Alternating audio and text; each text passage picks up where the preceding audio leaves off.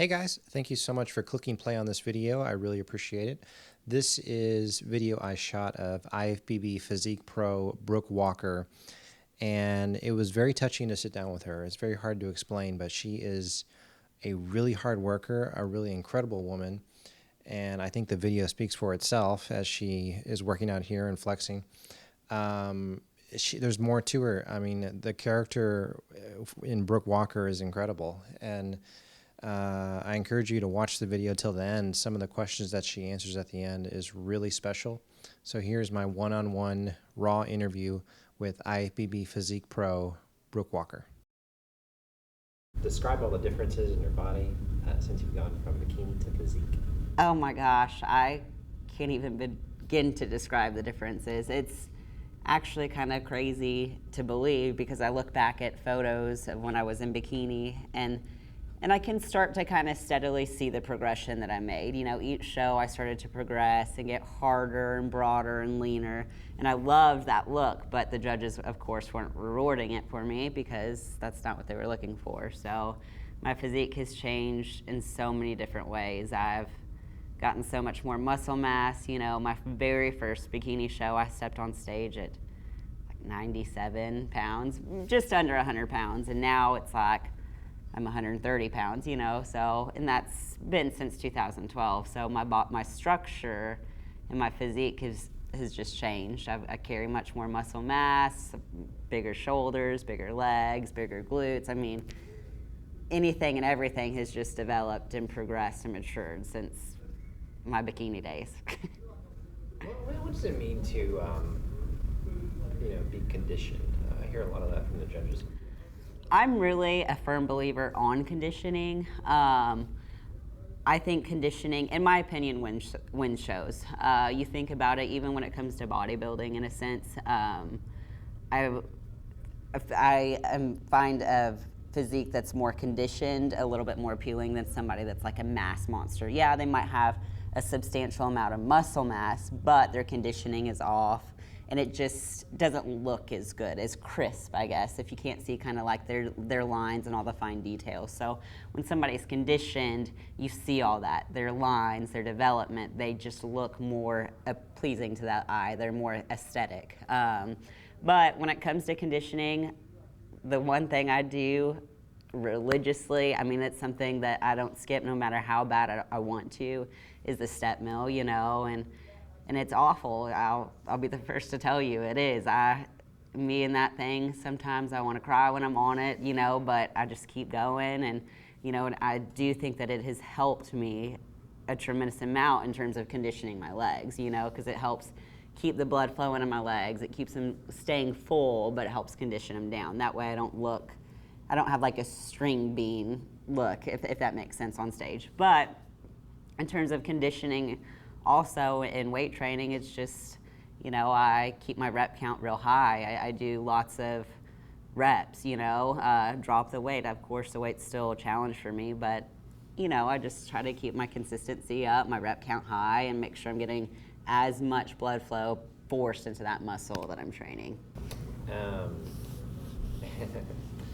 Do you get attention during everyday things like getting gas or going to the grocery store? Oh my gosh, I do, all the time. And it's funny, I kind of just don't even pay attention to it, but like the people that I'm with, they take notice of it more so than I do. And sometimes you get like people that are kind of gawking at you or staring, and then kids are so funny. They're probably the worst because they don't have a filter, you know, so they might say, oh my gosh, mom, or she looks like a bodybuilder, or look at her legs, or, you know, and it happens. I mean, every time that I'm out, it's like somebody stops and says something. And the way I see it, and you do, in all honesty, sometimes you get kind of like, maybe somebody might not directly come to me and say something negative, but you can read somebody's facial expression and you know it might be something that they don't really condone or agree with, or it's not a lifestyle choice that they would recommend or choose for themselves. But the way I see it is when that happens, it means I'm doing what I'm supposed to be doing because I chose this lifestyle for a reason and I want to be above average. I don't want to be the normal, you know. So if somebody looks at me like that and I do look muscular, then I'm doing what I'm supposed to do inside the gym. So it doesn't bother me, but it's funny, you know. My grandmother, for instance, she loves it. I went and saw her this past December, and she was just like, I want to go to the store with you, you know, because she just loves it. She loves this feedback that people get me, you know, if they're staring or they're saying something, you know, and it's nice because, like I said, it does make me feel like I am doing what I'm supposed to be doing in here. And for the most part, I do get great feedback. Even if somebody doesn't want that lifestyle for them, they will be the first one to say, you know what, I admire you for your discipline, your determination, your dedication, because they know that this lifestyle is that. You sacrifice a lot, you give up so much. It's a challenge each and every single day, you know, so for the most part, I enjoy it, and it's okay. What's going through your mind when you're working out alone in the gym? Gosh, it depends on the day and how I'm feeling, you know. A lot of times it's, especially here towards the end of my prep, you know, I'm thinking about anything I can possibly think about to get me through my workouts. Whatever's my motivation, my drive, what am I looking for at the end of this tunnel, you know, and my ultimate goal, it has periodically changed. When I first started, it was like, okay, to be honest, I wanted to win, you know, I hadn't won a show yet, you know, and as a bikini amateur, I'm sitting there, I'm like, oh my gosh, I want to win in the bikini division. I want to go pro as an IFBB bikini pro. And now I'm like, what was I thinking? I was clearly in the wrong division. I increased my training regimen, you know, I trained hard, I grew, I developed, and then I was like, okay, I want to go pro regardless. So instead of going figure, I skipped all the way up to physique because that's kind of the style of physique and the structure that I was looking to have. And my training wasn't inhibited. That way I could kind of train and perform the way I wanted to. Well, once I got to that point, I was like, all in. I'm not doing this as a goal. I'm not stepping on stage to just say that I did it or to say that this is what my physique wants to look like. I'm stepping on stage to win. And at that point, I didn't even care. I wanted to step on stage to win and qualify for nationals and then go on to a national show. And when I first stepped on stage at the physique division, that's exactly what I did. I qualified, and I believe North Americans was about 2 weeks or 3 weeks later. I went there, I missed my pro card by one place, and I was just even more hungry after that. So I took an off season and just grew and developed even more so, and that's just been the ultimate goal. So every time I train, I think about what I'm fighting for, you know, so even if it is tough, that one rep, that last rep, it's tough, the weight's tough, or I'm too tired, I'd like to eat something that I shouldn't, you know, whatever the case may be, I don't want to be on the step mill. I think about why I'm doing this. So at this point, you know, my goal was to become a pro. Well, I've conquered that. That's done. A new chapter of my life has begun, and I'm about to step stage in 2 weeks, step on the stage that I've never stepped on before as a pro, you know, as a women's physique pro, and I have every intention on winning, you know, and that's a bold statement, but I think I'm very capable of doing it, and I'd love a top 5 placement, but I'm going for the win, and I'm going for the Olympia this year. You know, if I can step on stage among the best of the best in the world, oh my gosh, I would be just thrilled just to be blessed to have that opportunity to stand among some of the best women in this industry. So that's what I think about every time I train is why am I doing this? What am I looking for towards the end? You know, even like I said on the days that I don't want to do it, I'm like, you can do it. They can do it, you know, then why shouldn't I be able to? You know, everybody, every pro, the top competitors, they're standing in the same situation that I am. Why am I doing this to myself? Well, they all have the same ultimate goal. So my ultimate goal is the Olympia. That is what I'm looking for. I want to step on that stage this year. Are you still just eating fish every day? I do, yep. I gave up, I guess I've been what's considered, I guess, a pescatarian for I don't know how many years now, but I have not steered away from that. I have not consumed one meat product in years, and I eat fish every single day. I mean, even when I'm not prepping for a show, I'm eating fish. I eat fish, lots of egg whites, even, you know, like I said, when I'm not in prep, that's what I do. And of course, I reap the benefits of it because I do have a clean diet year round, but I do it more so because I'm the biggest animal person you'll ever find in your life, you know. So in all honesty, it's hard for me to eat fish at times. If I could go full like vegan mode, I've thought about it numerous times, and you know, maybe one day whenever I retire from bodybuilding, I'll go full vegan. I don't know, but yeah, I do. All I eat is fish and egg whites, basically, every single day. In season or off season, I'm consuming it. And in all honesty, it doesn't bother me in the slightest bit. I love fish, I'll eat it. I'm dedicated and determined to do well in this industry, so if I gotta eat cold fish every day, I'll eat cold fish every single day for the rest of my life. Is it mostly tilapia? No, actually, I've been doing cod this go around, salmon, of course. I've done some tuna steaks as well, and I just kind of mix it up, and you'd be amazed that it doesn't bother me. It really doesn't. I like really just about any sort of fish that you can imagine. I love sushi, of course, so I'll go for that from time to time, but you give me it, I'll eat it. But it's just kind of what's easiest for me. So here lately, it's just been cod. That's it. Someone is going to be sitting at home watching this video and thinking Brooke Walker is beautiful. I wish I had her motivation. What would you say to them if they ever came to you for help? Gosh, it's hard to even sit there and think that somebody might think of me or look to me as inspiration. And just first and foremost, to even have that opportunity to inspire somebody is just an amazing feeling, you know. I've got numerous clients that they tell me just, you can do it, or you are so strong, you're stronger than you think, you're the strongest person I know, or you inspire me daily. I have gotten people that I know that I'm, physical with, and I see them on a regular basis. And then of course I've gotten so many emails and messages on social media pages, my email, just saying how inspiring you are. And just, this past year at the Olympia, I cannot even begin to describe you the feeling I got when I literally got asked for an autograph, and it was the first year that had ever happened, and somebody is sitting here asking me for an autograph, and I'm like, what do I do? Do I write a note? I just was like, yeah, of course, absolutely, So I can't imagine it, and it still amazes me because I don't see myself as anybody, I'm just an average person here, So to even have somebody say you're an inspiration, you're gorgeous, yeah, I want to be like you or whatnot, that just amazes me because I see myself just on the same level as every single other person alongside me.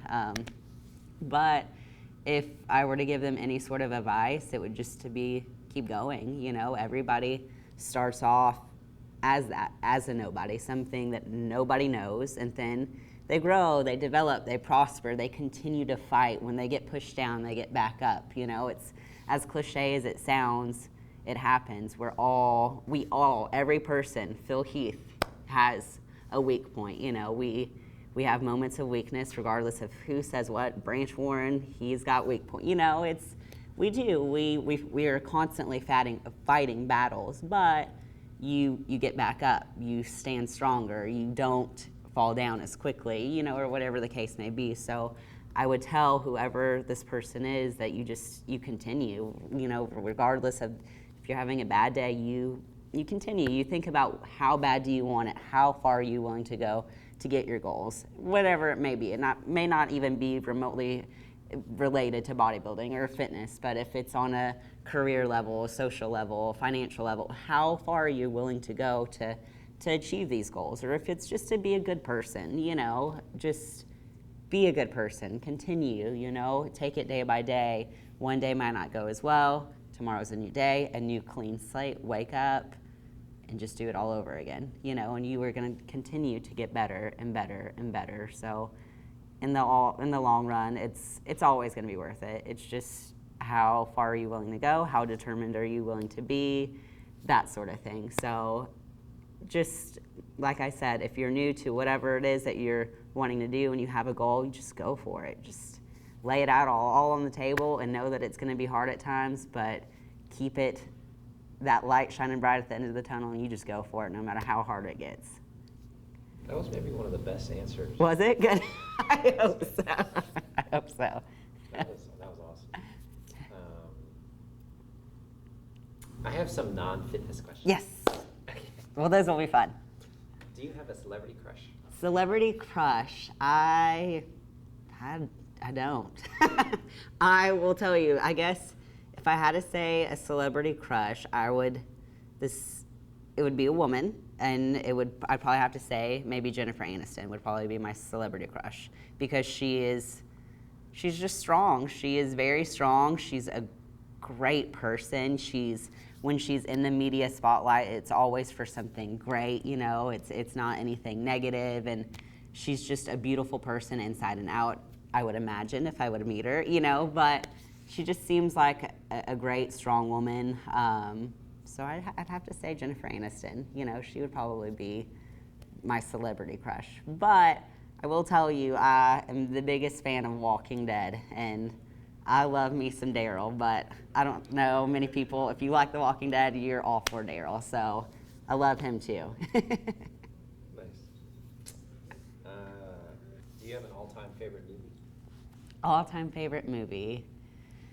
I really don't know. It's kind of funny because I'm the biggest wimp when it comes to animals. Like I said, I've got 4 dogs. I mean, I'm like just in heaven with it when it comes to my dogs. They are my children, my fur babies. So anything like dog related, or if it's sad, I refuse to watch it. I watched E.T. for the first time, I don't know, a couple years ago, and I bawled. I mean, I cried. I was like, I will never ever watch this movie ever again, you know, because there's just parts of it that just like killed me. But in a sense, it's so funny because I'm totally opposite. I love like horror movies, like gore, and I love them, you know. I don't care if they're gory or if they're just like really cheesy. I want to watch them, you know. So when it comes to like scary movies or just movies in general, it'll definitely have to be along the horror side. I'm big on like the Texas Chainsaw Massacre movies. I mean, they've got so many different ones, but every time they release a new one, I'm like, I gotta go see it. So I probably don't have a direct favorite, but the Texas Chainsaw Massacres, all of those would be my favorite ones, which is funny, like I said, because I'm like a big weenie when it comes to animals dying, but throw some people in the mix, that's kind of odd, but yeah, I like horror movies. Have you seen the movie with Jennifer Aniston called Marley and Me? Marley and Me, I have, and it's such a good movie, but I don't think, if you can watch that movie and not cry, you don't have a heart. It's a really good movie. Maybe what's some of the toughest challenges you've had in your life? You know, I think I've told you before, you know, about my dad. The last time I had talked to you, you know, my childhood wasn't the greatest, but whatever, that happens, you know, it's no harm there. Since then, my dad has passed away. He actually, in my opinion, and I think my family might think that this would be a little harsh for me to say, but I think everything, of course, absolutely does happen for a reason, but my dad's addiction and his problem, his abuse, led him to his death. So I do think that he is absolutely in a better place, and his death, I mean, he's better off dead, and that does sound so awful when you say it out loud, but it's true. It would be selfish of me, of course, I want him here with me. You know, he's my father at the end of the day. I love him.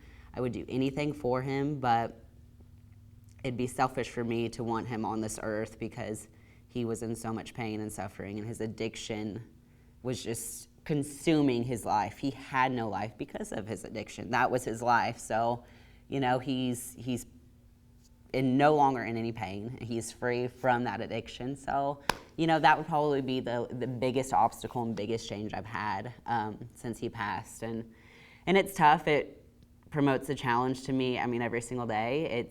it's crazy because I do. There's not one day since he passed that I don't think about him, you know.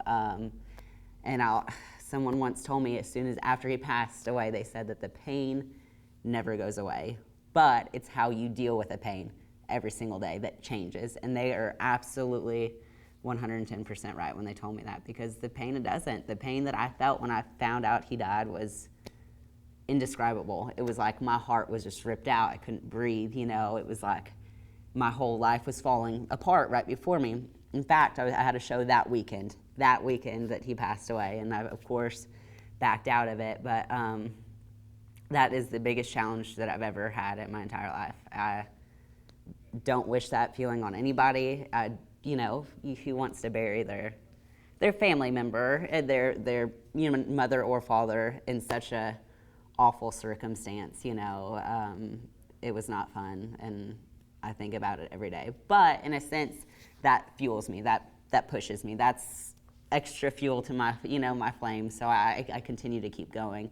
In no way, shape, or form did his death maybe make me rethink, hey, should I take a step back from competing and maybe give a little bit more to the ones that I love, and, you know, take away competing, you know. And in fact, it just made me want it that much more. It made me want to go for it. Like I said, there's going to be obstacles. People are going to die. You're going to be faced with things that they're not going to be fun at times, but that's when you got to think, how bad is it? Do you want it? Are you willing to continue whenever something is thrown your way, you know? And I'm willing to continue even when it gets tough, because I'm sure I'm going to go through some hard times in years to come, and I'm going to suck it up, take a deep breath, maybe cry a little, and take it on. Did that break your heart? Anything else that you want to add? You don't have to. I just always ask that, Jean. I guess something that I'd like to add to anybody when you're coming into the fitness industry, you know, when we were talking about inspiration, I think a lot of people, they get caught up in the idea of the glamour of the fitness industry. You know, they see somebody stepping on stage in this just bedazzled suit and hair and makeup done and a rockin' bod, you know, and they think, oh my gosh, I want that, you know, and who wouldn't want that? I mean, all these competitors, men and women competitors, they look phenomenal, they look great on stage, but there's a lot of beginner competitors that I see, and it's like they see this end result, this awesome physique, somebody that looks just amazing on stage, and they don't realize that it is a full-time job. So if it's something that you're choosing to do, that is great. I absolutely admire you for that, but just realize kind of what you're getting yourself into, you know. Stay motivated, of course, stay determined, but also realize that it's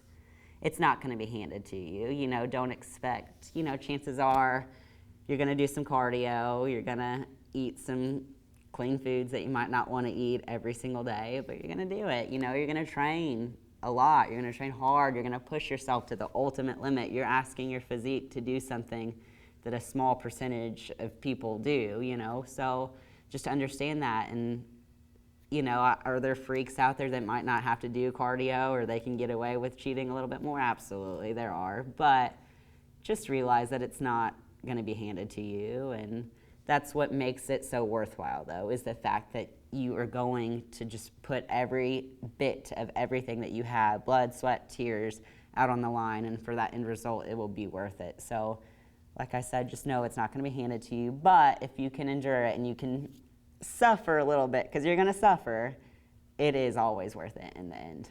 So just keep going. Nice. Thank you very much. Good. Was that good? Appreciate it. Awesome.